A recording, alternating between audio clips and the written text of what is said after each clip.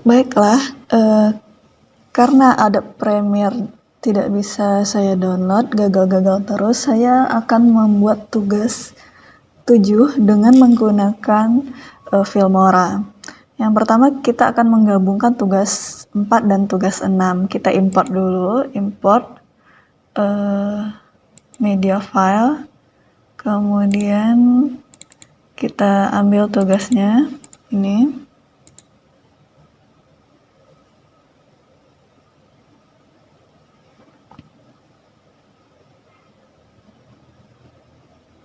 Kita tunggu.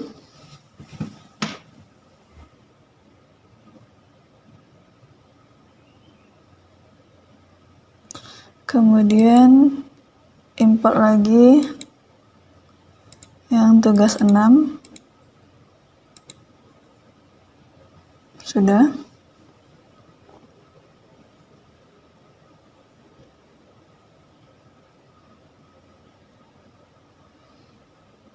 Sekarang saya akan memasukkan intro dan outro dari video saya. Intro dan outro di sini.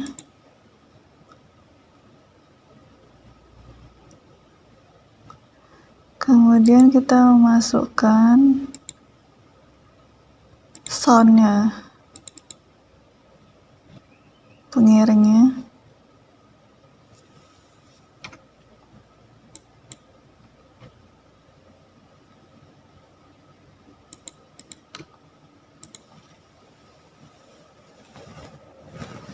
Sudah. Sekarang kita inputkan intro terlebih dahulu. Keep project setting. Kemudian setelah intro, kita masukkan pembuka atau awalnya. Di sini saya akan memasukkan avatar atau karakter yang sudah kita buat. Kita import dulu.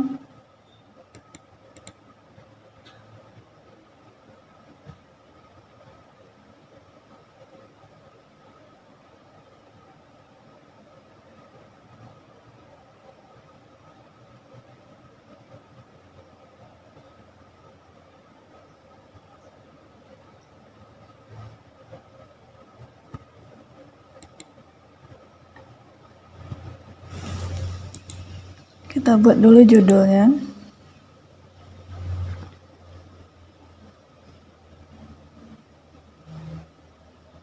Judul.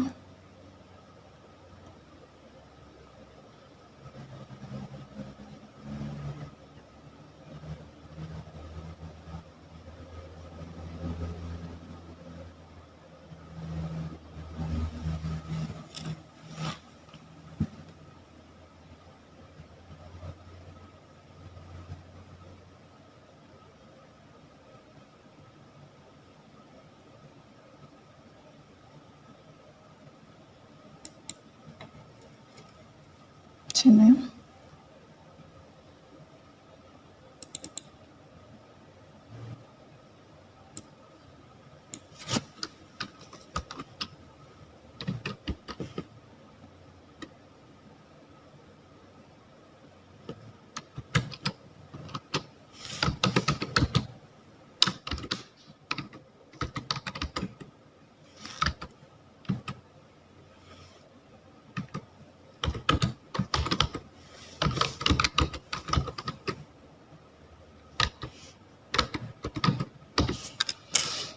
Kemudian kita bisa perkecil, ini bisa diantar ke bawah, kemudian tulisannya diperkecil,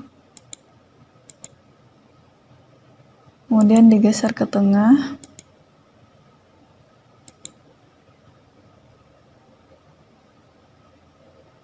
kita perkecil lagi, sudah. Kemudian di sini, misalnya nama. Sudah, kemudian kita akan, ini karena latarnya hitam, kita beri dia gambar.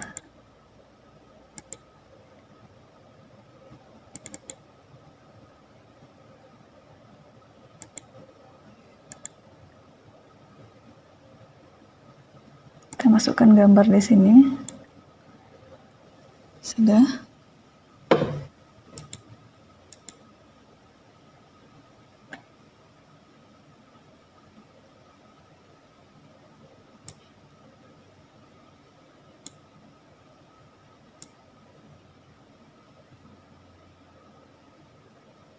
Gambarnya di sini, tulisannya di atas. Dah.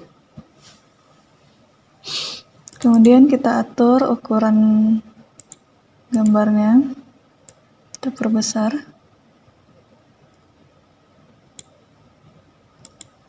Oke. Kemudian sekarang kita akan mencoba memasukkan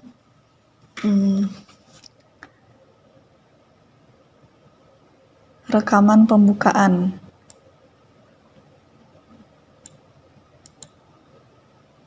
Nah, memasukkan pembukaannya di sini.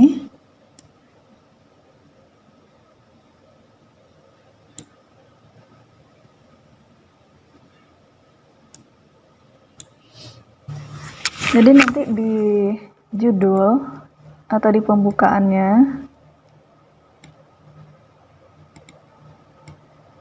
kita akan masukkan avatarnya. Kita import.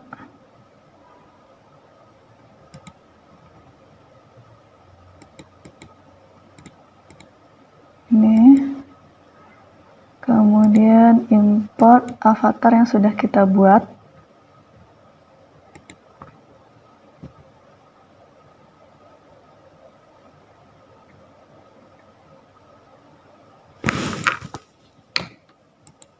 Dan sudah. Nih. Sekarang kita masukkan gambarnya.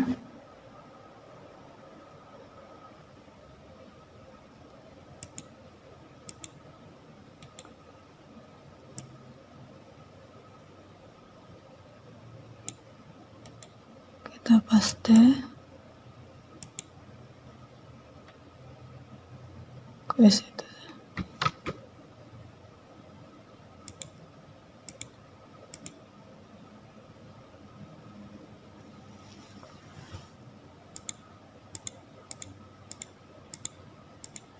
Kita kunci dulu yang ini. Paste.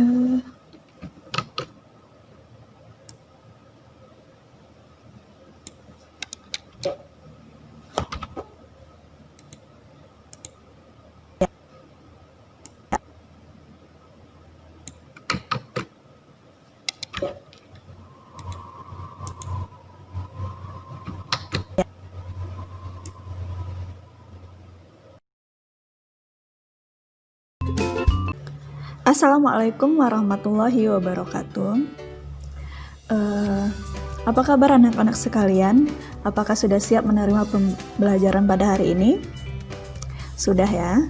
Baiklah, sebelum kita memulai pembelajaran pada hari ini, alangkah baiknya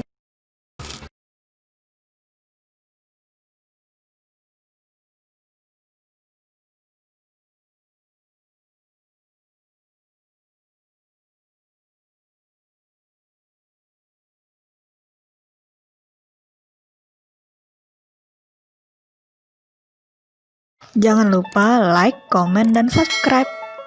Terima kasih.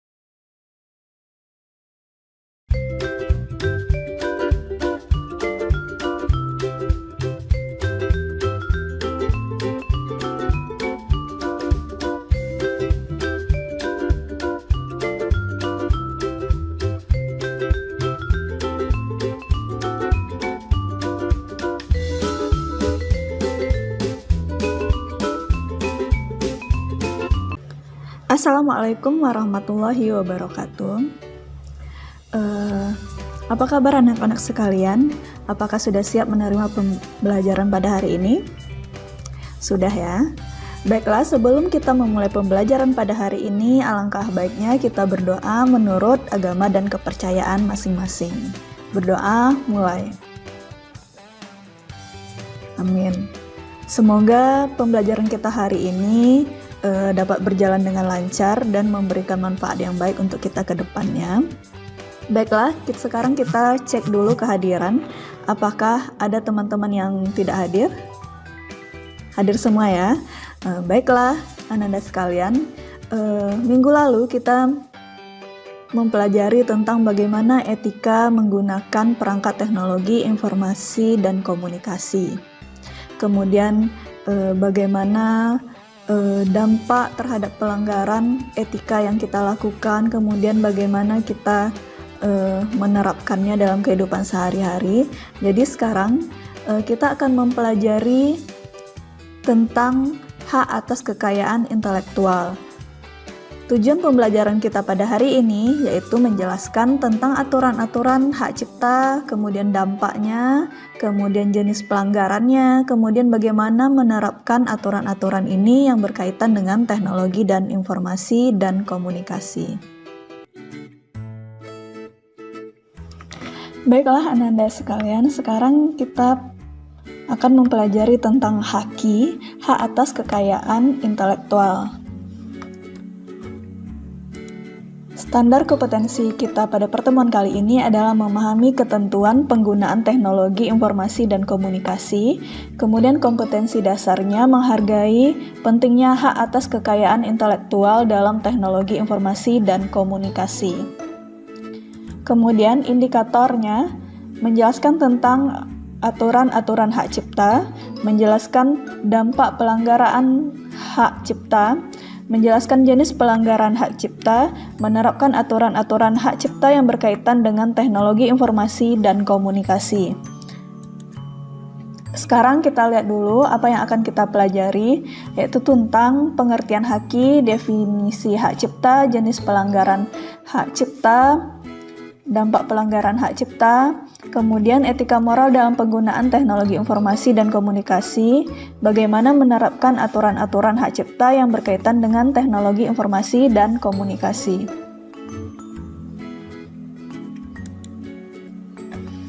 Sekarang kita lihat dulu pengertian dari HAKI atau hak atas kekayaan intelektual, yaitu hak yang timbul bagi hasil olah pikir otak yang menghasilkan suatu produk atau proses yang berguna bagi manusia.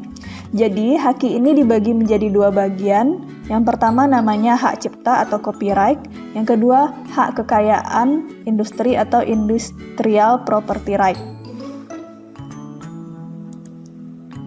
Kemudian, apa itu hak cipta? Hak cipta atau copyright adalah hak eksklusif bagi pencipta atau penerima hak untuk mengumumkan atau memperbanyak ciptaannya atau memberikan izin untuk itu dengan tidak mengurangi pembatasan menurut peraturan perundang-undangan yang berlaku. Jadi simbolnya nanti adalah C ini. Kemudian hak kekayaan industri atau industrial property right, yaitu hak kekayaan industri yang mencakup paten, desain industri, merek, penanggulangan praktik persaingan curang, desain tata letak sirkuit terpadu, rahasia dagang, dan varietas tanaman. Kemudian di sini ada beberapa definisi terkait hak cipta. Ada hak cipta yaitu hak eksklusif bagi pencipta untuk menerima dan mengumumkan dan memperbanyak ciptaannya atau memberikan izin untuk itu dengan tidak mengurangi pembatasan menurut undang-undang yang berlaku. Kemudian ada pencipta. Pencipta adalah seseorang atau beberapa orang yang secara bersama-sama atas aspirasinya melahirkan suatu ciptaan berdasarkan kemampuan pikiran, imajinasi, kecekatan, keterampilan, keahlian yang dituangkan dalam bentuk yang khas dan bersifat pribadi. Kemudian ciptaan adalah hasil karya pencipta yang menunjukkan keaslian dalam lapangan ilmu pengetahuan, seni, ataupun sastra. Kemudian faktor-faktor terjadinya pembajakan hak cipta dan hak paten. Yang pertama, masih rendahnya insentif atau penghargaan atas karya penelitian oleh pemerintah, sehingga peneliti tidak terdorong untuk menghasilkan karya ilmiah yang inovasi. Kemudian yang kedua, kurangnya anggaran pemerintah terhadap bidang teknologi sehingga menghasilkan lingkungan yang tidak kondusif untuk menghasilkan SDM yang berkualitas dan keilmuan yang memadai. Yang ketiga, pos pengeluaran atau biaya perjalanan untuk pembuatan hak paten menjadi hambatan tersendiri bagi yang akan mengurus hak patennya. Kemudian jenis-jenis pelanggaran hak cipta. Yang pertama, membeli software program hasil bajakan. Yang kedua, melakukan instalasi software komputer ke dalam hard disk dengan program bajakan. Kemudian, menggunakan satu lisensi software pada beberapa komputer atau menggunakan software komputer client server lebih dari jumlah yang semestinya. Kemudian, melakukan modifikasi program software tanpa izin. Kemudian, melakukan penggandaan tanpa izin untuk mendapatkan keuntungan. Kemudian dampak pelanggaran hak cipta. Yang pertama, kerugian terhadap pelaku ekonomi, terutama bagi pemilik sah atas hak intelektual tersebut. Kemudian yang kedua, dikenakan sanksi hukum sesuai dengan pasal 72 Undang-Undang Nomor 19 Tahun 2002 yang menyatakan barang siapa yang sengaja dan melakukan perbuatan sebagaimana yang dimaksud, paling singkat dipidana penjara 1 bulan dan denda 1 juta rupiah, dan paling lama 7 tahun dan denda 5 miliar rupiah. Kemudian juga banyak lagi dampaknya yang lain seperti tertulis di sini. Kemudian menerapkan aturan-aturan hak cipta yang berkaitan dengan teknologi informasi dan komunikasi. Yang pertama, memasarkan apa yang kita miliki ke pasaran sehingga konsumen mudah untuk mendapatkan produk yang asli. Kemudian yang kedua, hasil karya kita harus dipatenkan supaya mendapat perlindungan hukum. Yang ketiga, proteksi secara teknis terhadap hasil karya supaya tidak mudah dibongkar oleh orang lain. Yang keempat, pendistribusian dan penjualan mampu dijangkau oleh pasar. Kemudian menghargai kreasi orang lain. Menggunakan program perangkat lunak secara legal atau resmi dan tidak membeli barang bajakan. Kemudian yang kedua, menghindari sikap menyalin secara tidak sah atau illegal copy program perangkat lunak ciptaan orang lain untuk diedarkan atau dijual. Kemudian yang ketiga, menghindari aktivitas mengubah atau memodifikasi program yang telah dibuat oleh orang lain. Kemudian ada beberapa jenis lisensi. Lisensi ini adalah pemberian hak kepada pihak lain untuk menggunakan, mengedarkan, atau menjual kepada pihak lain. Yang pertama, lisensi komersil untuk tujuan bisnis seperti digunakan oleh Microsoft, Lotus, dan Oracle. Kemudian lisensi non-komersil yang didapatkan secara gratis untuk dunia pendidikan, sosial, dan publik seperti Linux. Kemudian lisensi trial software. Di sini lisensi ini memberikan kebebasan kepada pemilik untuk menggandakan. Biasanya software ini berlaku untuk jangka waktu terbatas. Kemudian ada namanya lagi lisensi shareware. Lisensi ini hak yang diberikan kepada pengguna untuk menggandakan tanpa izin seperti WinZip, Penshop, dan lain-lain. Kemudian lisensi freeware atau lisensi royalty. Lisensi ini diberikan hak pada program yang menempel pada program induk dan bersifat untuk mendukung operasi program lain. Kemudian lisensi open source ini digunakan secara bebas, digandakan, diubah sesuai dengan pengguna tanpa harus meminta izin kepada penciptanya. Baiklah Ananda, sebelum kita mengakhiri pembelajaran pada hari ini, kita simpulkan dulu pembelajaran kita pada hari ini tentang hak atas kekayaan intelektual. Yang pertama, kita harus menerapkan aturan-aturan yang berkaitan dengan teknologi informasi dan komunikasi, salah satunya dengan tidak melakukan pembajakan, yaitu dengan menghargai karya atau kreasi orang lain, dengan menghindari pembajakan atau mengkopi atau menyalin secara tidak sah ciptaan orang lain. Jadi, jika kita melakukan hal tersebut, kita akan dikenai undang-undang tentang hak atas kekayaan intelektual. Baiklah, sekian pertemuan kita pada hari ini. Semoga bermanfaat. Ketemu lagi minggu depan. Assalamualaikum warahmatullahi wabarakatuh. Jangan lupa like, komen, dan subscribe. Terima kasih.